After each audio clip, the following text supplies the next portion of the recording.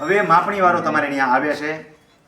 હજી એક જવાબદારી તમારી થાય. પૈકી માપણીઓમાં હિસ્સા માપણીમાં હો તો, પૈકીમાં હોય તો કાંઈ લાગુ પડતું નથી. હિસ્સા માપણીમાં હિસ્સેદારો બધાએ હાજર રહેવું ફરજિયાત છે.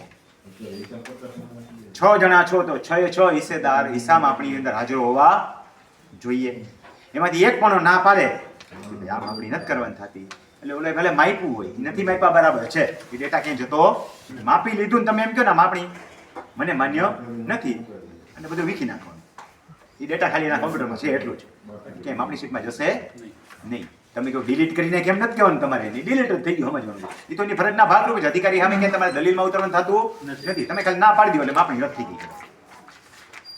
ખાલી ના પાડવાથી નહીં હાલે. એને રોજકામ કરે છે ને, એમાં ના પાડશો ને તમે, રોજકામમાં સહી નહીં કરો, મોઢે ના પાડશો ને રોજકામમાં સહી કરશો થઈ ગયું.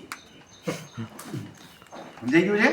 એટલે રોજકામમાં સહી એક પણ વ્યક્તિ ન કરે તો માપણી રદ થઈ ગઈ કહેવાય, પોસ્ટપોન રહી કહેવાય, ફરીવાર અરજી કરી શકો. હવે એક જણો હાજર નથી તો એના વતી સહી ન કરો તમે, એના છોકરાને કરવા દો, ઘરવાળીને કરવા દો, તમે ન કરો. બને ત્યાં સુધી એ ન કરો.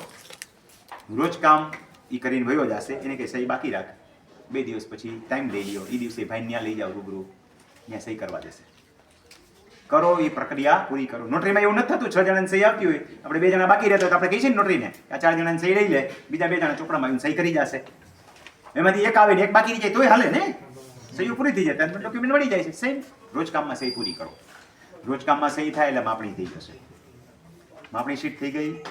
કેજીપી બહાર પડશે એટલે કેજીપી નકલ એક જણો જઈને કઢાઈ આવો. કોઈ ખેડૂતને ખબર જ નથી, કોઈ કેજીપી કઢાવવા જતું જ નથી. 12 ચોરસ મીટર માટે મેં મારી કેજીપી રદ કરાવેલી છે, પાછી મંજૂરી કરાવી દીધી. આ તો તમને શીખવાડું છું, તમારે કરવું જોઈએ. એક પણ ચોરસ મીટરનો ફરક આવે, ઘટી ના આવે તોય ભલે, વધી ના આવે તોય ભલે. કેજીપી દુરસ્તી ખોટી હોય તો તમે એક જણો રદ કરાવી શકો, બધાની સહીની જરૂર નથી. રદ તો એક જણા જ થઈ શકે, પરમિશનમાં તો બધાની જોઈએ. કેજીપી દુરસ્તી, કેજીપી બરાબર છે, દુરસ્તીમાં જવા દો મામલતદારમાં. મામલતદાર સાહેબ નોંધ પાડશો ને તમે એની, કેજીપી થઈને આવશે એટલે તમારી પાસે ઓટોમેટિક ડિસ્પ્લે થશે. ઓટોમેટિક ડિસ્પ્લે થશે એટલે તમને તરત ખબર પડશે. આની નોટિસ બજવાની થતી નથી. પ્રાફે નોંધ, હુકમી નોંધ, કેજીપી દુરસ્તીની નોંધ, આવી કોઈ પણ નોંધ નીકળે એની 135D પડે, બજે નહીં. સમજાણું? 135D પડે નહીં, બજે નહીં. એટલે તમારે કેજીપી એટલે જોઈ લેવું જોઈએ. કેજીપી જોઈ લીધું, તમને મંજૂર છે, દુરસ્તીમાં આવી ગયું, દુરસ્તીની નોંધ પડી ગઈ એટલે રેકર્ડમાં આવી ગયું. આ મામલતદાર ઈધારાવાળો તલાટી મંત્રી જે છે એ પૈકી શબ્દ કાઢશે અંદરથી અને આડો લીટો કરશે. તમારા જેટલા સર્વે નંબર છે ને 138 પૈકી 1 પૈકી 2 હતો, હવે આડો લીટો 1 આડો લીટો 2, આવા જેટલા છે એટલા. પૈકીનો પેલો 1 પૈકી આવ્યો તો 138 ના આડો લીટો 2 અને આડો લીટો 1 જે હોય તે એટલાના આડા લીટા થઈ જાય.